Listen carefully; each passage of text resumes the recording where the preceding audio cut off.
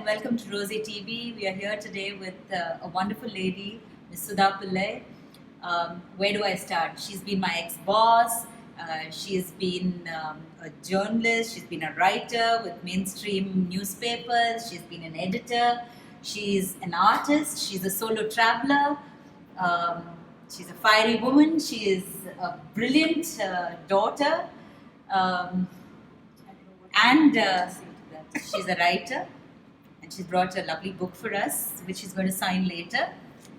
So, Sudha, tell us all about being this multifaceted woman. Thank you for the invitation, Kamal, and it's lovely to be here.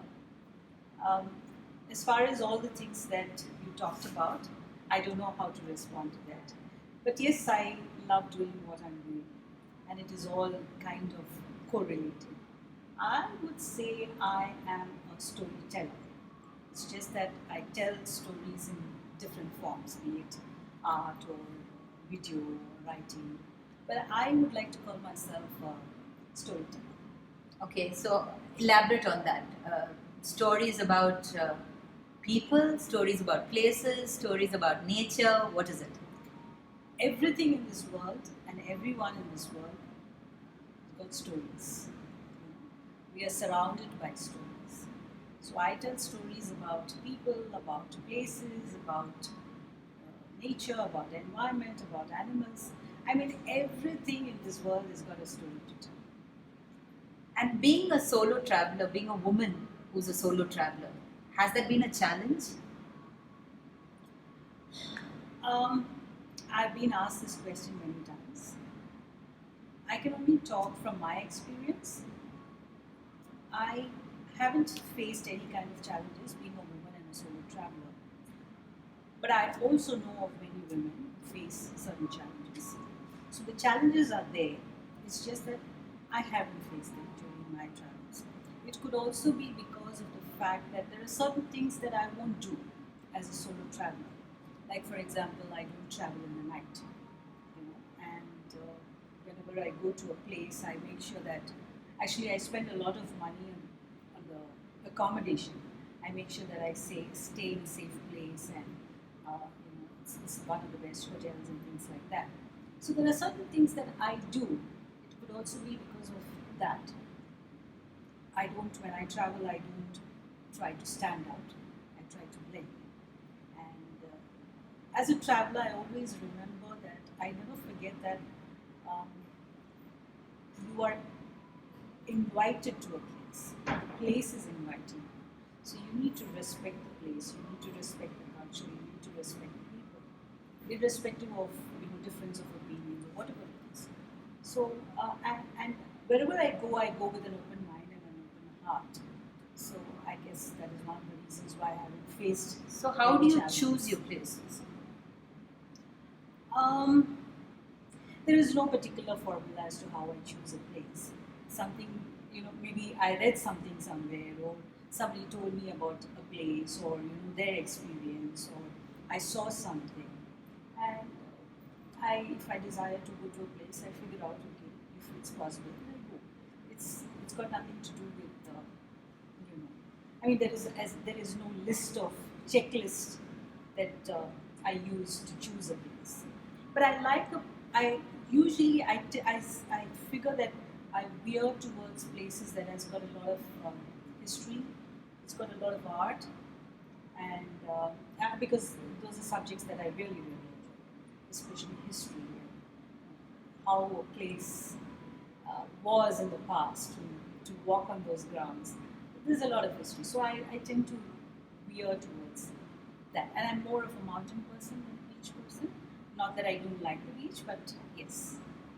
And once you choose the place, once you write about it, once you have told that story, then do you translate that into art? Do you translate that into a writing piece? Or okay, so what happens is, when I travel on work, say for example, a magazine is commissioned a piece, then I know what I should produce. I travel and I kind of, okay, it needs to be. I'm a photographer too, so I write a piece and take pictures. So that is a different aspect. Now, when I travel on my own, solo traveling, which is what I do mostly, uh, I don't go with the purpose of, oh, I need to write about it. I go because I want to see the place. I want to experience the place. And moreover, I'm a slow traveler. I enjoy slow traveling. What does that mean? It means I don't go to 10 places in 10 days. I go to one place, stay put for 10 days, and really Enjoy the experience the place. That's how I do it. So when I solo travel, I travel at my own pace. And some days I would just sit in a cafe or some place and I would just look at the world going by. You know, I'd like to do things like that. So what happens is I don't go with the aim of, oh, I need to write, or I need to take pictures, or I need to produce some body of work after this, this journey is done. I don't go with that aim. But during my journey or after it also, something triggers. You know, sometimes I would want to write a piece. Obviously, I take pictures. Sometimes I don't even write a piece. Sometimes it turns into, maybe the place inspires me to do some kind of an artwork. I'm a pen and ink artist, so I do that. Sometimes a place, certain stories I would want to tell in the form of, I do surface pattern designs. So I like wearable art. I like conversation pieces. So that turns into a kind of a design which goes into clothes or which goes into your coffee mugs and stuff like that. Because I like those conversation pieces where you wear a story. Right. When you're drinking from a cup which has a story, that becomes a conversation piece. So I like to do things like that. So it is a very organic process. It's not something that I tell myself before a journey, oh, I want to do this. No. It's a very organic process. Okay, so do you or do you not talk to a stranger when you travel alone? What is the point of traveling if you're not going to talk to strangers? The idea of traveling to a place is to experience new things, to meet new people, to talk to them, and that's the basic idea of traveling. So yes, you should definitely talk to strangers, but at the same time, I would say your instincts are always sharpened when you're traveling, and especially when you're traveling alone. And I would say listen to your instincts. When your instinct says stop, stop. You should just listen to your instincts. Having said that, you should definitely talk to strangers. You should talk to local people. Always smile, and people always smile back at you. And that kind of breaks all barriers. There is no harm in smiling, and if somebody doesn't smile back at you, it's okay. You just go on and you smile at the next person. So do the locals actually smile, or are they wary of who is this person? Because I am presuming you're choosing places that are not always touristy, right? Yes, but see, for example, in Canada, even if you go to the remotest part of Canada and you smile at people, they will smile back, or even before you could wish them, they would wish. I don't think so that happens in New York. It doesn't happen. So you kind of know, in a day or two, you will kind of know the lay of the land and how people react, and then based on that, you kind of act. But even then, when the best place to meet locals is a bar. It's a bar. Yes. Okay. And I might not, in India, I might not walk alone into a bar and order a drink. Even in a 5-star hotel, I don't think so I would do that, because the entire connotation is very different over here. But when I go abroad, when I travel abroad, I usually find the best company in the bar. I'm not much of a drinker, very rarely drink, but I still go to the bar and maybe I'll order a drink, and that will be, I will nurse it throughout the day. But you get to meet fantastic people and you get to hear fantastic stories at the bar. So suppose you're going to a small little town in India. Would you just walk the streets and talk to people who are just outside their house? So how is it? I mean, would you take a local guide to actually guide you? Yes, I would okay, if I'm traveling to some remote place in India, as I said, you should always respect the local culture. Now, if it is a culture where women are not, I remember going to this is way back when I was very young, um, going to a place in Kerala which is Muslim dominated area. And women, they hardly used to see any women out there, and it was one of the biggest lessons I learned. And there I was in my jeans and my shirt and with my hair open, and around 6 o'clock, 7 o'clock in the evening when it is all dark. It's a small place. I was walking, and people were looking at me. They were just curious. It's not that I was in any kind of danger or anything. I realized I made a mistake because I didn't understand, I didn't take the time to learn the local culture, the local customs, and things like that. And but then it is also a place where I met some beautiful people, wonderful people, very gracious and very kind, and opened their homes to me, and I was invited for lunch and stuff like that. So I learned my lesson there. So you kind of, when I go to a small place in India, usually I go to that place because somebody has recommended that place to me. So I will have some kind of a connection. Might be a stranger, some neighbors, friends, aunts, cousins, somebody. I would have some kind of a connection, or at least where the hotel I'm staying, I would get friendly with the local people and find out, and then I kind of go. And when you walk, you understand. So what is that Understand the question? spirit. How you said that you should understand the culture. I didn't take time to understand. But how do you understand it? See, now there is Google, and now there are so many bloggers. There's no dearth of information, but you can also talk to people, because how do they get to know about that place? For example, you read something in a magazine, okay, and you want to go to that place, and maybe you want to know more about that place. All you have to do now is call up that person who wrote the piece and talk to that person. They will be able to give you some information, or read up literature. So you will have some kind of information. And as I said, I'm a slow traveler, so when I go to a place, even if I don't know anything about the place, I wouldn't jump into anything the first day itself. For me, it's just observation. Wherever you're staying in the hotel, there are people. You can talk to them. And Right. usually the hotel employs local people. Correct. Your housekeeping staff, at the reception, the drivers, these are all local people and loaded with information. And I chat with them. I mean, I have some really amazing conversations with these people. And that is how I get to know about the place and the culture. And then slowly, you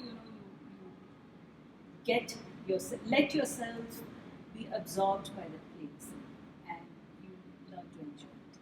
You said that you would be invited to homes. Is that safe? Is that okay? As I said, again, it's the instincts. It's not like I walk on the road and somebody invites me. Okay? Usually, what happens is you're chatting with someone, and you're chatting and chatting and chatting, and then it's like over 2 hours, and you kind of get to know the person. And when they invite you home, obviously you go, because I trust my instincts. I really trust my instincts. And, So how does one sharpen those instincts? it's a very natural thing. It's just that over a period of time we have learned to shut down the instincts, because we have said, the logical thinking takes over. Because something your instincts say don't do that, but the logical thinking is no, why shouldn't? Because everything is falling into place. Actually, you should be doing that. But your instinct's telling you. It's years of it's evolution, right? I mean, it's what your Right. ancestors did. I mean, that is what helped them during their hunting days. It's instinct. They didn't have GPS. They didn't have anything, and they were hunters. So instincts very evolved in your human form, and but over a period of time, we have learned to shut it down. Hmm. So I haven't let that happen, especially when I'm traveling. So as Instincts and common sense, two things you should not let go of at any point in time, especially when you're traveling. and as a woman, what is the right clothes? As far as dressing is concerned, it's very, very important that you respect the local culture. Uh, I'm a great believer in the freedom of choice. Women can wear whatever they want, but I'm also a believer in respecting people's culture. So, in a particular place, if shorts are looked down upon and they are not used to it, don't wear it. As a traveler, as a solo traveler, learn to blend, not to stand out. That is very important. Coming to this, Yes. um, this lady is pinned, but then she's beginning to fly. Is that what it is? No, it wasn't that. I don't. This art was in response to a news item that I read somewhere, some time back, where it was about women were allowed to, enter the army, but they weren't allowed to fight. Right. Okay, so it's like you're giving them wings, But you're still pinning them down. But you're pegging them to the ground. So that was what it was about. And what is inside?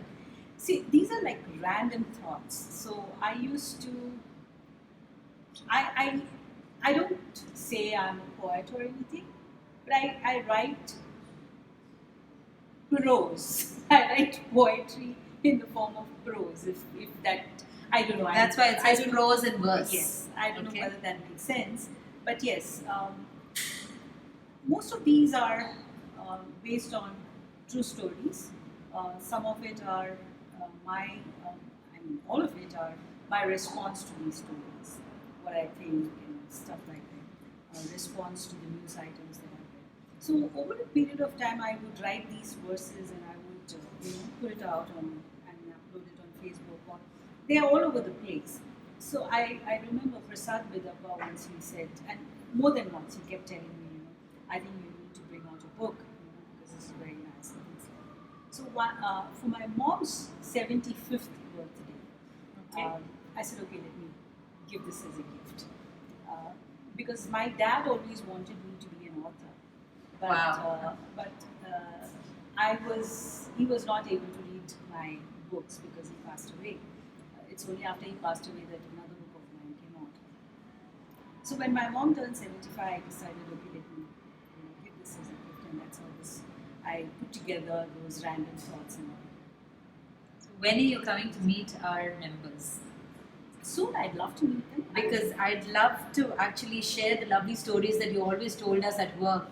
I mean, of Reunion Islands and, such beautiful stories. So our Wonder Woman would really want to meet you, and because they've got several questions that they want to ask. I mean, they all want to travel. They're all nervous about it. They've got these, umpteen number of questions. So tell us when are you going to come, and we'll organize something. Definitely when all the stars are aligned, I will definitely come. I'd like to have this signed by you. And her book is available at the library, so please come by and have a read. And we'll get her here very soon to talk to all of you. Thank you, Sudha. Thank you so much. And this is us signing off for lots more at Rossé TV.